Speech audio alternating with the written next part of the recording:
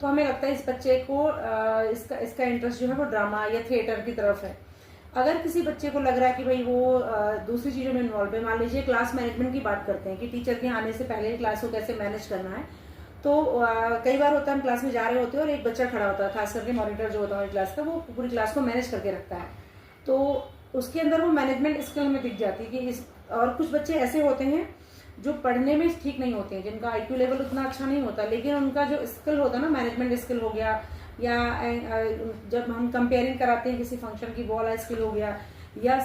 दूसरे तरीके के जो और भी काम होते हैं उनमें वो बहुत ज़्यादा स्किल्ड होते हैं। तो वहाँ से हम क्लासरूम में ही पता चल जाता है कि किस बच्चे का इंटरेस्ट किस चीज़ में ज़्यादा है। और कई बार हम उनसे पूछ भी लेते हैं कि जैसे कई बार हम बच्चों की शेयरिंग ले रहे होते हैं कि आप अपना गोल बताइए, अपना टारगेट बताइए, आपको क्या बनना है कैसे, तो वहाँ पर बच्चे अपनी शेयरिंग रखते हैं। कई बच्चे ऐसे होते हैं जो कंफ्यूज होते हैं कि मैम मुझे ये भी बनना है, मुझे ये भी बनना है, तो फिर वहाँ पर टीचर जो है वो एक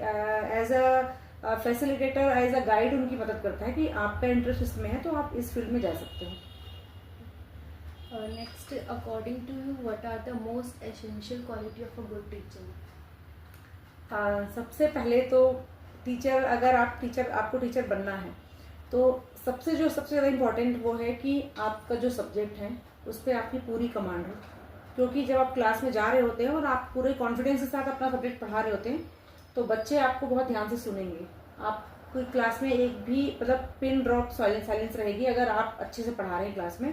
और अगर आप नहीं पढ़ा पा रहे हैं आप, क्योंकि देखिए हमारा कॉन्फिडेंस तब लूज होता है जब हमें सब्जेक्ट पे कमांड नहीं होता, हमें लगता है कि इस चीज़ को मैं कैसे समझाऊंगी या इस चीज़ को मैं कैसे बताऊंगी। ये कई बार मेरे साथ भी हुआ कि जैसे कोई नया टॉपिक आया, बुक चेंज हुई, कुछ नया टॉपिक आ गया और मैंने तैयारी नहीं की और मैं क्लास में चली गई, तो उस दिन जो मेरा पढ़ाने का तरीका होता है और जिस दिन मैं तैयारी के साथ जाती हूँ, पूरा पढ़ के जाती हूँ, उन दोनों दिनों में डिफरेंस जो है वो मुझे खुद पता चल जाता है और बच्चों को भी समझ में आ जाता है कि आज मेरे टीचर कितना तैयार होकर आए हैं। तो सबसे ज़्यादा पहले तो आप अपने सब्जेक्ट में आपको मतलब पूरा कमांड होना चाहिए और हर दिन आप पढ़ के जाएं। ऐसा नहीं कि आप 10 साल से आप टीचिंग कर रहे हैं तो आपको लगता है कि आपको तो पूरा आता है, आप गए और सीधे क्लास में शुरू कर दिया, क्योंकि टाइम टू टाइम बहुत सारी चीज़ें चेंज होती रहती हैं। अगर हम करंट सिनेरियो की बात करें तो हमारे जो बच्चे जो क्लासरूम में बैठे हुए हैं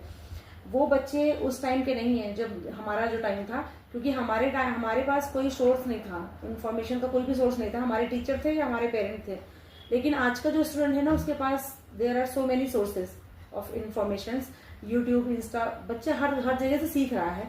तो कई बार ऐसा होता है कि बच्चे जो है ना वो टीचर्स को चेक भी करते हैं क्लास में। मेरे साथ कई बार ऐसा हुआ कि बच्चे क्लास में और हर टीचर को चेक करते, चाहे वो मैथ्स वाला हो, और जब उनको लगता है कि नहीं वो सामने वाला टीचर, आप उनको सेटिस्फाइड कर देते हो अपने आंसर से, तो उन्हें लगता है कि नहीं मेरे टीचर तो बहुत टैलेंटेड है। और जब जैसे मैं स्कूल ऑफ एक्सीलेंस में हूँ तो हमारे यहाँ तो जो बच्चे आते हैं ना वो एंट्रेंस टेस्ट देकर आते हैं, तो वो बच्चे भी बिल्कुल क्रीम होती है डिपार्टमेंट की। तो वो उन बच्चों को पढ़ाने का तो अलग ही तरीका होता है, उनको आप रटी रटाई चीज़ें या बुक से रीडिंग नहीं कराते, तो उनको पढ़ाने के लिए आपको एक्स्ट्रा पढ़ना पड़ेगा और कुछ नया देना होगा जो उन्हें यूट्यूब, गूगल पे नहीं मिल रहा है। और अगर आप वो दे पा रहे हैं क्लास में तो बच्चे पूरे इंटरेस्ट के साथ आपकी क्लास में इन्वॉल्व रहते हैं, कोई शोर शराबा नहीं, पूरा उनका फोकस रहता है। दूसरा ये है कि टीचर को